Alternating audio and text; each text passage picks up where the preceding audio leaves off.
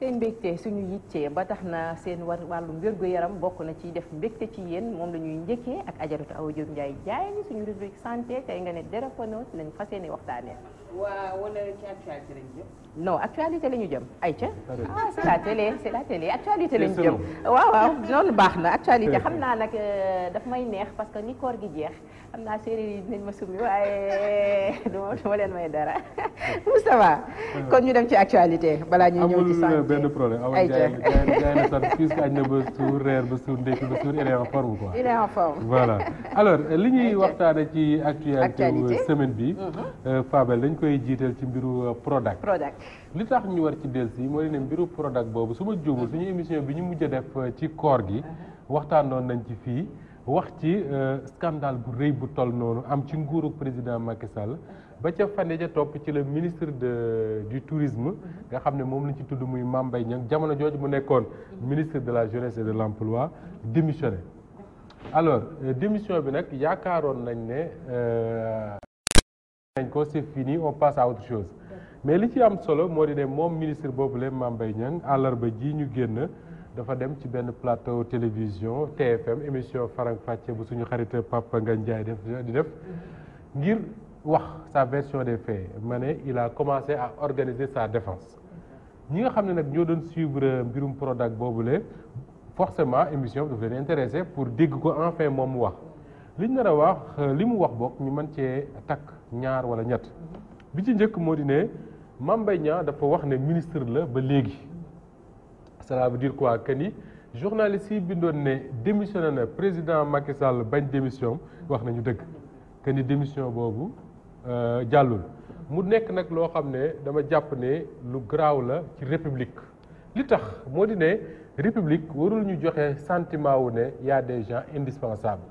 soo demee Yoff gi am na ñu fa tëdd ñoo xam ne yaakaaroon na ne bu ñu fi jógee àdduna du kon ne dox te àdduna ma ngay kon ne dox ba léegi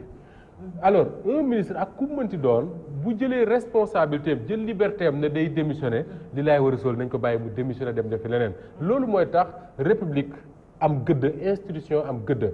parce que boo fàttali ko ku mel ne Babacar Justin Ndiaye mi ngi koy fàttali kii di ministre Thierno Alassane Sall bi mu amee ñàkk a déggoo ak président Macky Sall ak premier ministre bi ñu jox Total daf ne dafa démissionné bi mu nee dafa démissionné daanaka dañ ko football mu dem am na ñoom sax dañuy wax ne démissionné wul dañ koo dàq lu ci mën ci am moo di ne en tout cas ñaari traitement la yu bokkul lan moo tax këlee nga xam ne moom ñàkk a déggoo rek ak gouvernement ci ni ñu war a joxe pétrole exploitation pétrole Total moo taxoon mu démissionné woowuñu ko tee ko kii nga xam ne dañ ko tudd ci ay scandale yoo xam ne ñu ko évalué à plusieurs milliards de francs CFA ne moom démissionné na on l'a retenu dans le gouvernement mu doon une question boo xam ne lu ñu war a jar a leeral la muy renvoyé waat image boo xam ne ñu ngi koy wax fan yëpp ne mbirum Sénégal mbirum justice mbirum ni ñuy doxale suñu institution dafa am kumba am ndey ak kumba amul ndey parce que lii waa ji def nii su ko keneen defoon ku dul Mame Mbaye Niang heure bii du la fekk ci gouvernement wu Sénégal muy benn ñaareel bi mooy lan la Mame Mbaye Niang wax pour expliquer wala justifier sa défense te loolu ñi ko jege di ko waxal am na ay journalistes sax yoo xam ne waxoon nañ ko avant que ne ministre bi mënuñu ko impliquer ci affaire détournement de deniers publics parce que du moom moo gérer mbir ma du moom moo joxe contrat yi demee ak yooyu noonu mu mel ne foofu ñu ngi commencé di indi ay njuumte ak ay lëndëm ci bopp sénégalais yi dans cette affaire là de quoi s'agit-il dañuy wax ne est-ce que am na escroquerie comme ni ko Birahim bindee est-ce que am na trafic d'influence mooy lan il y a beaucoup yoo xam ne tey Sénégal trafic d'influence moo leen may alal trafic d'influence mooy lan man kilifa laa fi ma toog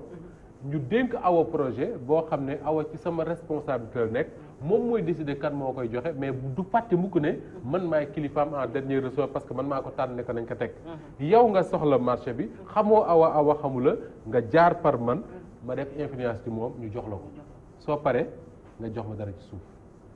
loolu ay pratique la yoo xam ne dafa am ci suñu réew yi Sénégal gi rëccu ci alors li ñuy wax depuis le début mooy kenn neewul ne Mame Mbaye Niang moo détourné lii wala moo détourné là parce que en réalité le Prodac du Mame Mbaye moo doon patron bi du moo ko doon diriger donc quand il y a détournement d'abord ki ñu war a wax mooy ki ko doon diriger en cas de détournement muy benn. Mais est-ce que fan la degré de responsabilité wu ministre Mame Mbaye Niang toll foofu mooy la grande question te loolu kan moo koy leeral c'est pas les plateaux de télévision ñoo koy leeral mën nga expliquer ci plateau de télévision ba doyal. C'est pas la presse moom moo koy leeral c'est pas les adversaires du ministre moom moo koy leeral c'est pas non plus les souteneurs du ministre ñoom ñoo koy leeral kan moo koy leeral mooy la justice au Sénégal le procureur de la République comme ni ñu koy waxee depuis le début moom moo war a leeral cette affaire là te li taxoon démission Mame Mbaye saluer parce que dama yaakaaroon ne à partir du moment où démissionné na rek dina may liberté ñi nga xam ne ñoo yore le dossier ñu mën a agir pour leeral su ci waree set ñu setal ko moom parce que am na cas bu mel nii bu fi amoon Abdoulaye Wade bi mu faloo dafa nommé woon Mamadou Seck ministre de l'économie et des finances Mamadou Seck de Mbao qui a été maire de Mbao président de l'Assemblée ñu cité ko ci benn dossier bu impliqué woon benn société privée boo xam ne moom daf ca nekkoon mais Mamadou Seck dafa convoquer la presse avec ses avocats annoncer sa démission du gouvernement pourquoi nga démissionné mu ne parce que dama bëgg lii ñu leeral ko kenn forcé wu ko moom moo démissionné pour ñu leeral ko on a pris le temps enquêté leeral la war a leer Mamadou Seck est revenu après ba nekk sax président wu assemblée nationale du Sénégal bi mu remplacé Macky Sall loolu république dafa soxla yu mel noonu donc bi Mame Mbaye Niang démissionné li waroon nga xam ne mooy responsabilité mooy président Macky Sall lui-même li ko waroon mooy nekkul ne Mame Mbaye moo def ou deful nekkul ne am na njëriñ ci gouvernement wala amul njëriñ mais tudd nañ ko ci mbir na démissionné toog xaar à défaut ñu limogé ko moom mu démissionné nañ ko bàyyi mu toog xaar buñ ko leeralee ñu xam mais lii affaire Prodac bii ñaar rek a mën a am Fabel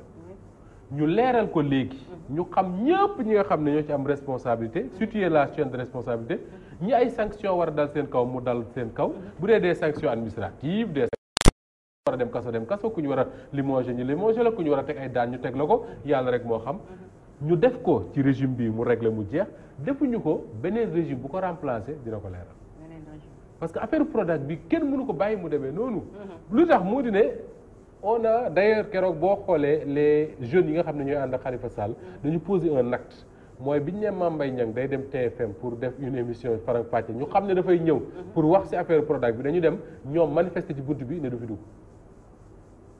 jusqu'à ce qu'on arrangé ba jaar na ko feneen mu dugg def émission bi cela veut dire quoi que ni ñoom li ñu gëm moo di ne su fekkee ne da nga tëj le maire de la ville de Dakar pour 1,8 milliard à 5 ans de prison ferme ba léegi ma nga fa di ko tëdd mais li lay wërsool nag sénégalais bu mu mënti doon nga tudd Mame Mbaye Niang nga tudd Fabel ci yem bu ñu la tuddee ci ay lu mat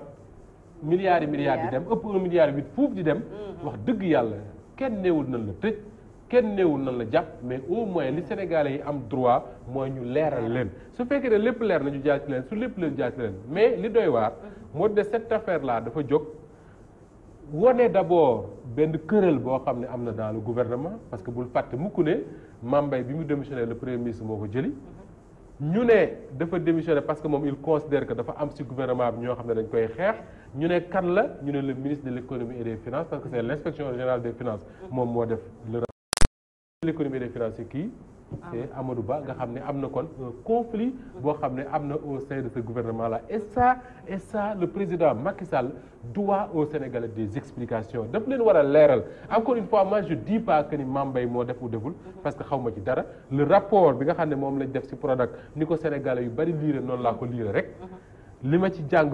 keneen mën na cee jàng leneen mais au moins devoir de vérité tey am na parce que procureur de la République bi auto-saisir na fi ci dossier yoo xam ne bii moo ko gën a garaaw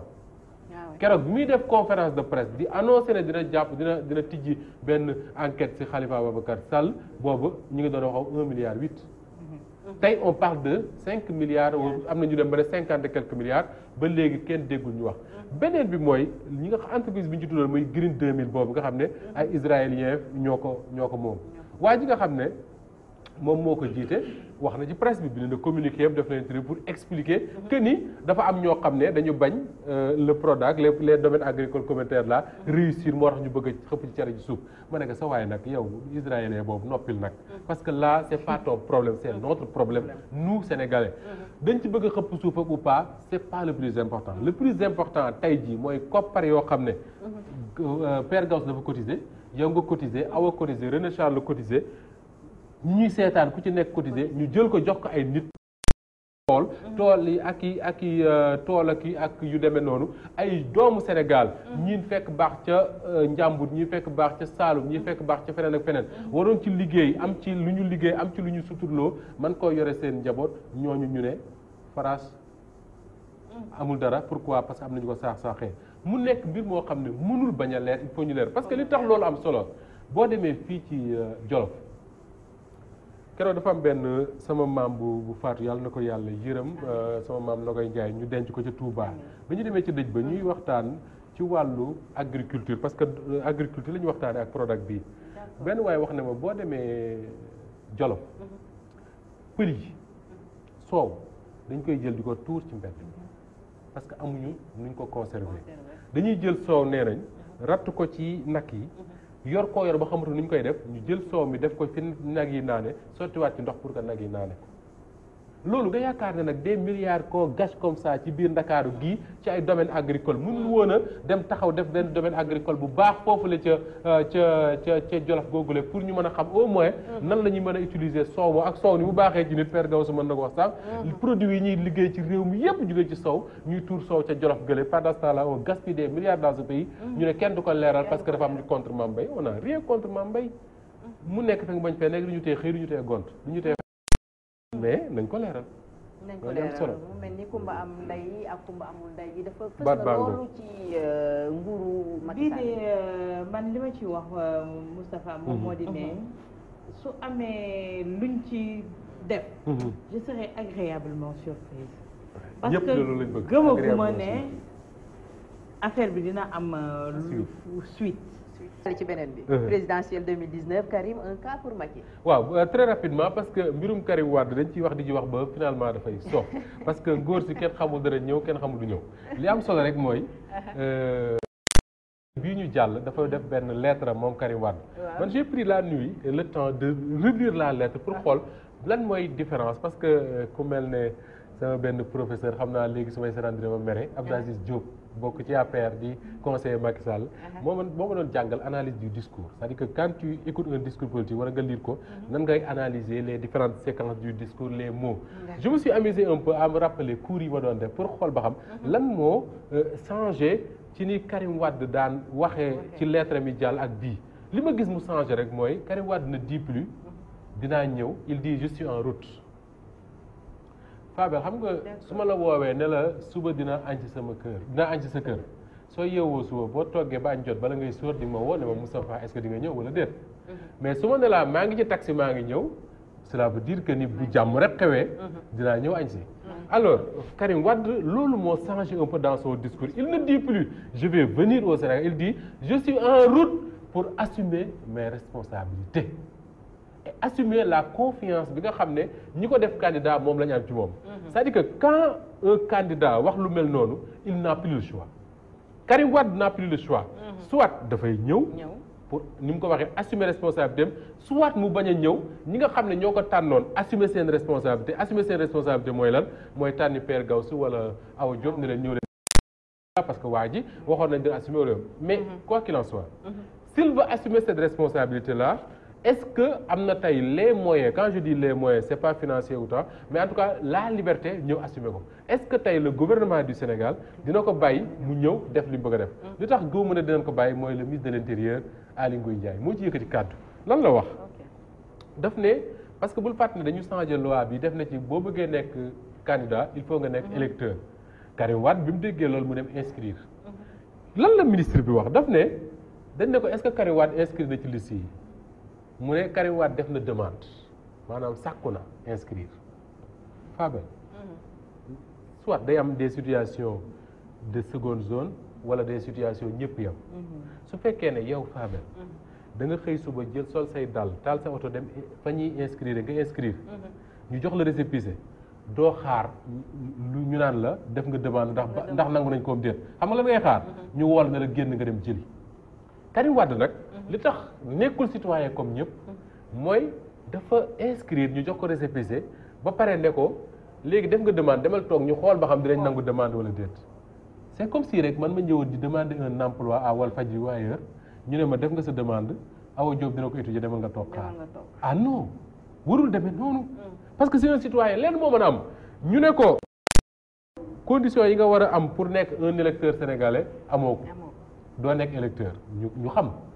wala ñu ne ko léegi sénégalais nga comme ñëpp inscrire nga am sa carte ngi noonu nekk nga électeur après mën a nekk candidat ou pas ñu règle ko mais wax un citoyen sénégalais ne ko def nga demande pour nekk électeur parce que Karim Wade deful demande pour nekk candidat ah non dafa def demande pour am carte d'identité Sénégal ba pare nekk électeur ñu ne ko def nga demande léegi xaaral ñu xool ba xam danañ ko nangoom de mais loolu ci ban réew la ñu nekk. Karim Wade je termine waaye allez-y pour nekk fa ci point boobu rek pour bañ a perdre fil bi bu fekkee ne tey ji da ngay dafa waroon dem pour inscrire suñu xoolee foofu lañ ko waroon wax déjà duñu la inscrire mais ku ñu dem ba nangu laa inscrire mooy tu remplis les conditions de détenir une carte d'identité nationale et une carte d'électeur man ci point boobu rek laa soit dañuy nekk sénégalais wala ñu nekk leneen tey jii ñi nga xam ne dañu leen tëj kaso bii nga xam ne atteeguñu leen ils sont des innocents jusqu'à présent donc dañu war a mën a inscrire am seen i carte waxuma laa nag koo xam ne atte nañ ko ba pare ñu defal ko grâce présidentielle c'est-à-dire que mën nañ wax leneen ci ay sanctions pécuniaires yu mu war a fay ak yooyu mais à partir du moment où am na grâce présidentielle moi je considère qu'il est un citoyen comme tous les autres citoyens war na inscrire am carte d'identité maintenant su fekkee nag dafa bëgg a ñëw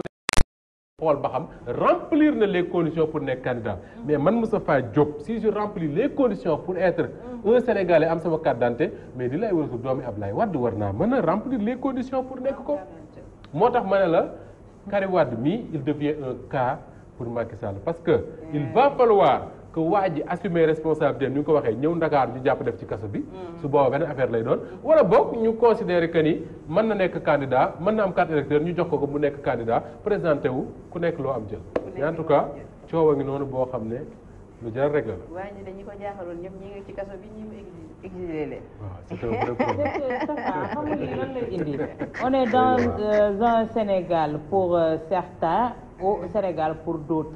la ñu nekk ndax dafa am Sénégal boo xamante ne ñii ñoo ko moom lu leen neex moom moo fi am ñoom ñooy xool kan mooy bénéficier wu carte d'identité nationale wala carte d'électeur si ñoom lay dépendre teel si yan critère lañ koy teg man ci kii point bi nga doon wax tey jii moo di Karim Wade bi mu solee daalam waaxu ba dem ca commission ba sa lañ ko waroon wax ne ko carrément mënuñu laa jox carte d'identité ndax remplir aux conditions yi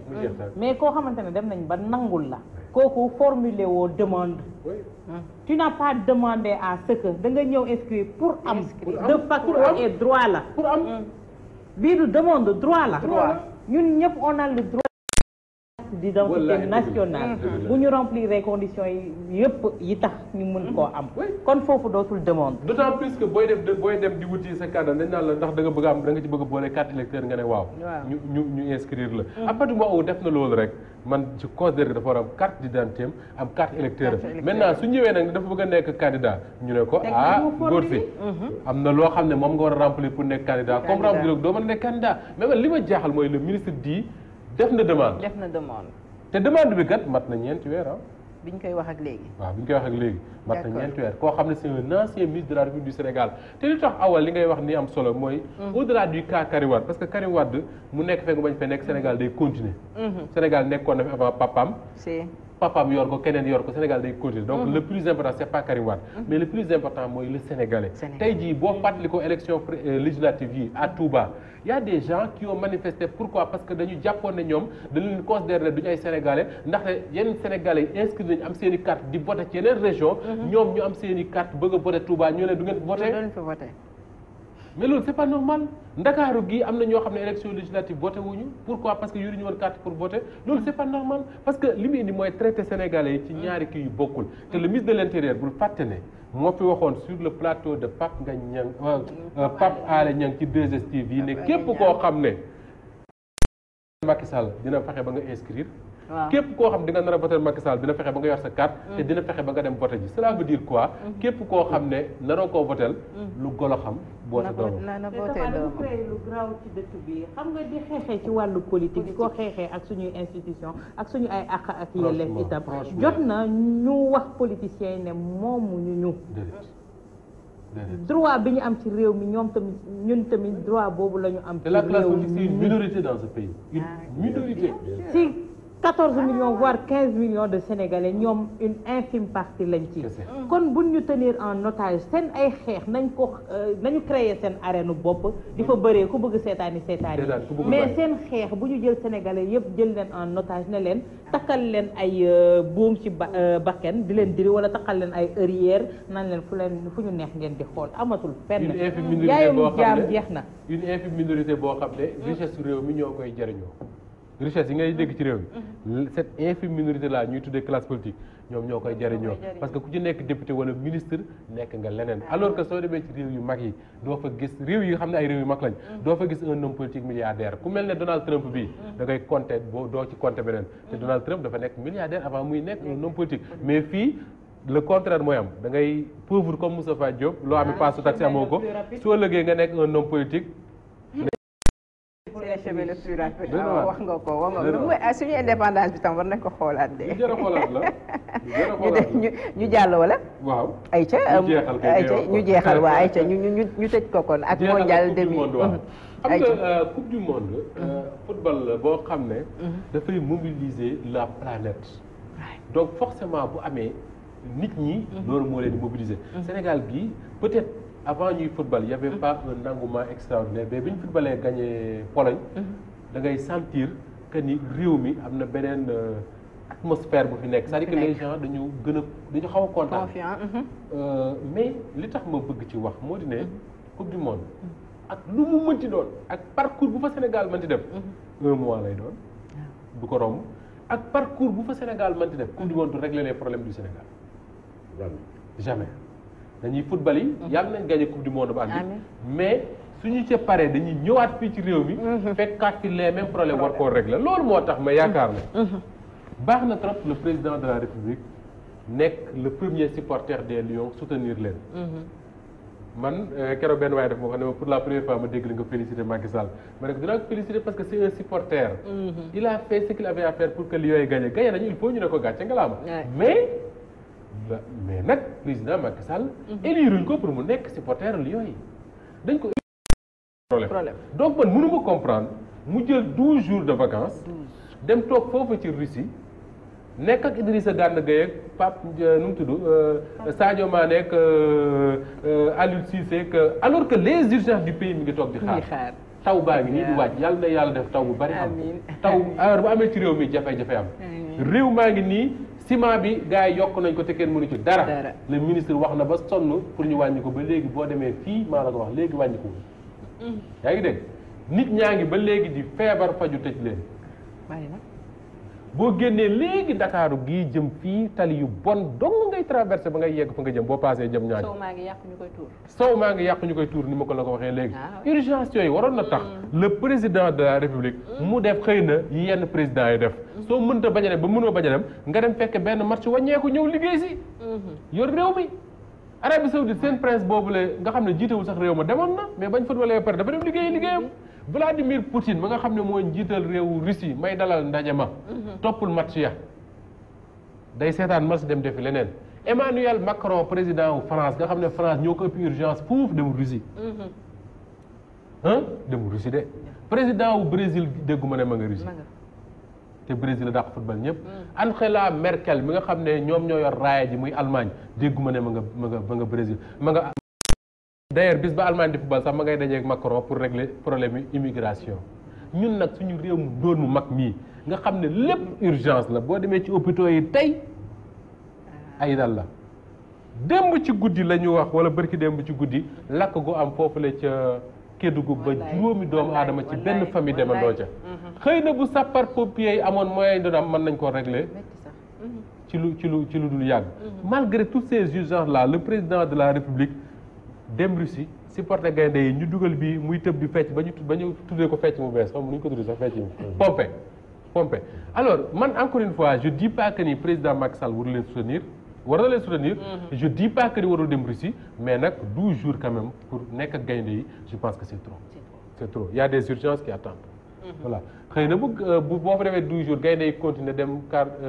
huitième de finale quart de finale war a finale yi da ngay continuer ñoom mu nekk weeru lëmm sans président. Il y a des urgences. man fi mu nekk nii gis nga